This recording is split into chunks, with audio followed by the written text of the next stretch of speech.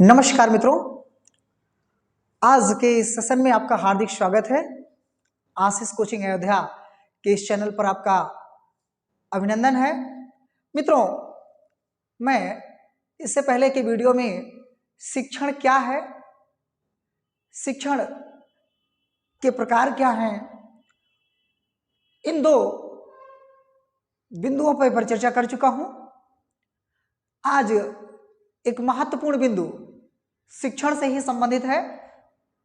शिक्षण के चर यानी वेरिएबल्स इन टीचिंग, यानी शिक्षण में वो कौन कौन से तत्व हैं, वो चर हैं कौन कौन से जो महत्वपूर्ण भूमिका निभाते हैं, जिनके बगैर शिक्षण संभव नहीं है।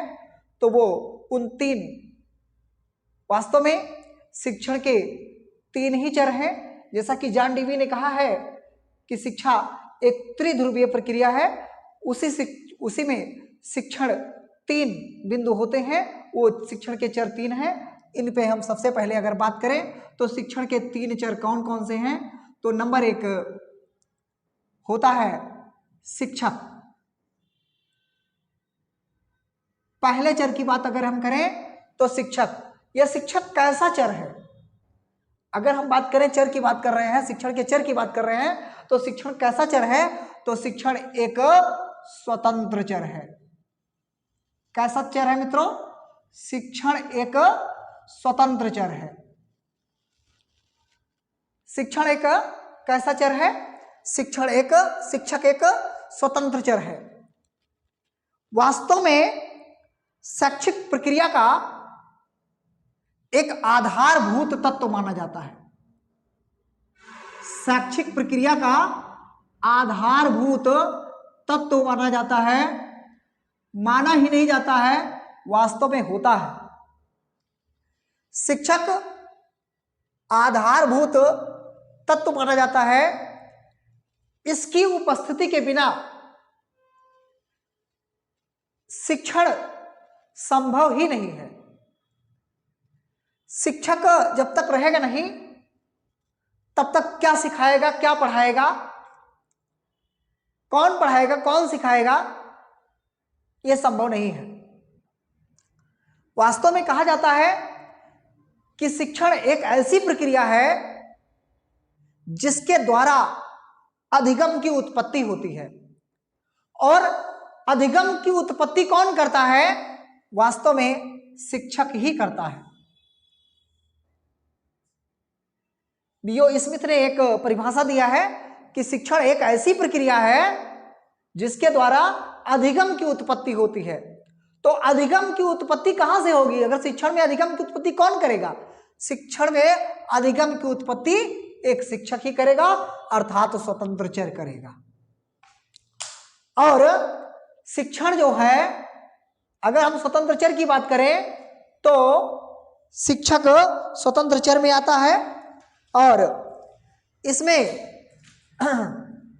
जो प्रक्रिया होती है, अगर हम दूसरे चर की बात करें तो दूसरा चर आपका है वास्तव में विद्यार्थी।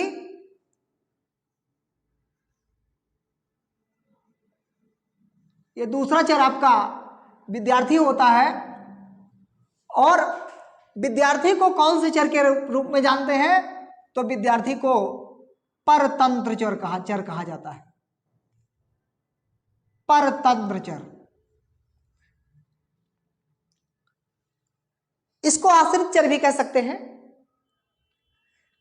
अब विद्यार्थी को परतंत्र चर अगर हम बात करें तो शैक्षिक प्रक्रिया में विद्यार्थी के बगैर भी शिक्षण अधूरा होगा, असंभव होगा। क्योंकि एक शिक्षक यानी स्वतंत्र चर किस चर को पढ़ाएगा, क्या सिखाएगा? तो जो सिखाने का कार्य होगा शिक्षक के द्वारा, स्वतंत्र चर के द्वारा, किसको होगा? एक विद्यार्थी को होगा।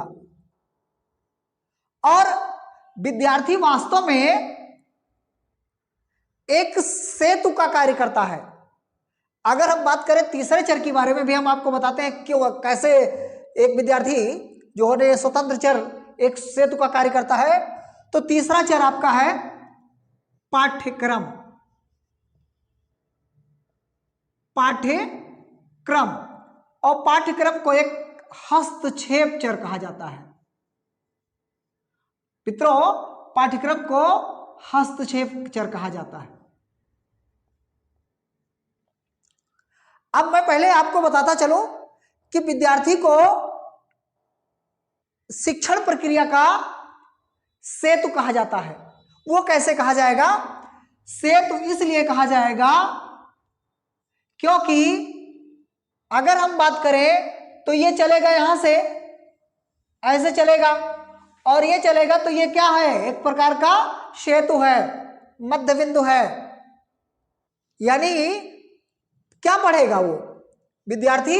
पाठ्यक्रम रहेगा और शिक्षक रहेगा, तभी तो वो कुछ सीखेगा, कुछ उसको अधिगम होगा, अन्यथा उसको अधिगम नहीं होगा।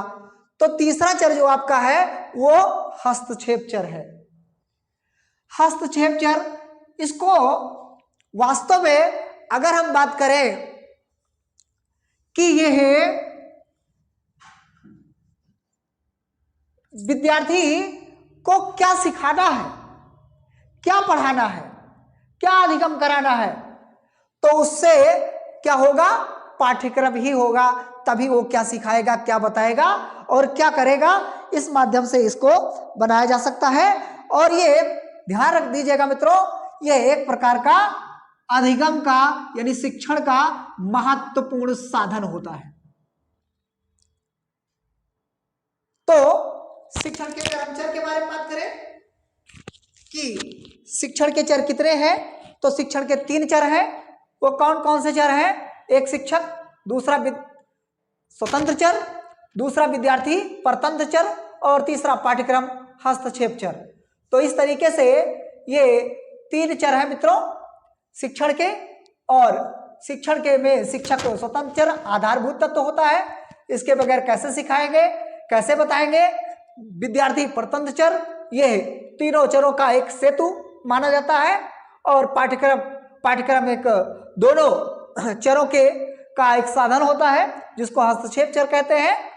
इस तरीके से 3 चर आपके शिक्षण के चर में आते हैं। मित्रों, अगर हम बात करें तो इस तरह से एक सेतु का कार्य करेगा। इधर शिक्षक होगा और इधर शिक्षार्थी होगा, और यह एक प्रकार का विद्यार्थी होगा, अर्थात ये पाठ्यक्रम होगा मित्रों, पाठ्यक्रम होगा। और इस तरह से ये आपका विद्यार्थी होगा और जो कि इसका सेतु का कार्य करता है। तो आज के लिए बस इतना ही। अगले वीडियो में हम आपको बताएंगे शिक्षण अधिगम, जिसको हम दूसरी भाषा में पेडागॉजी कहते हैं। आपको बहुत बहुत धन्यवाद।